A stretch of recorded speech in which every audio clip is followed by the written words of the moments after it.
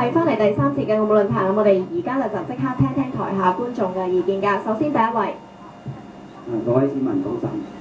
今日澳門樓價攀升係政府嘅責任，開放賭團同埋開放投資移民，短呢10年啊，樓價升幾十倍，咁政府好大責任，因為佢冇起公屋，冇真正出招調控樓市。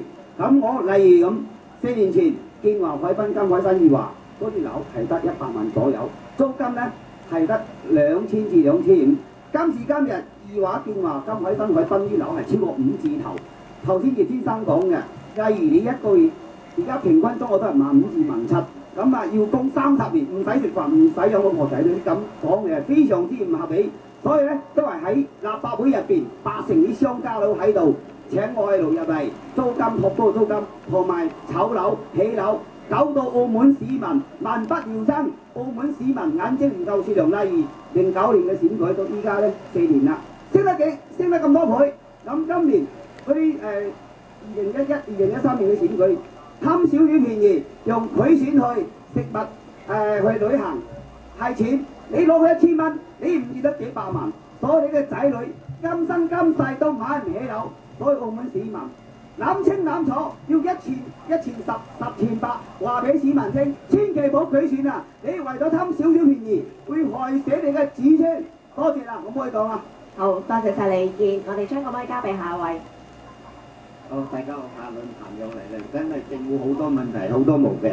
點解咧？毛病都係啲官員唔做嘢啫，不作為啫嚇。呢個社會真係好兩極化。點樣兩極化咧？不如兩極到底啦，係嘛？兩極化有私人樓由得佢自炒，炒到幾多都好。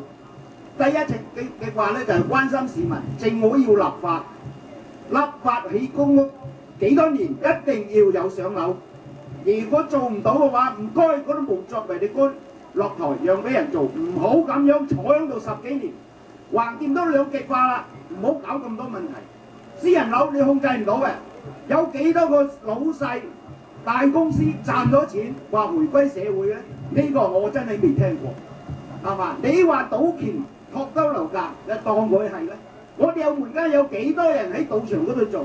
人口調查平均應唔應酬呢個社會？有幾多人係賺咁多錢？俾你頭先你葉生咁講，你賺3萬蚊供2萬蚊係咁話，你話你死唔死？賺3萬蚊要供樓供2萬，咁點樣生活？係嘛？呢個問題係好嚴重嘅，兩極化係好嚴重嘅問題。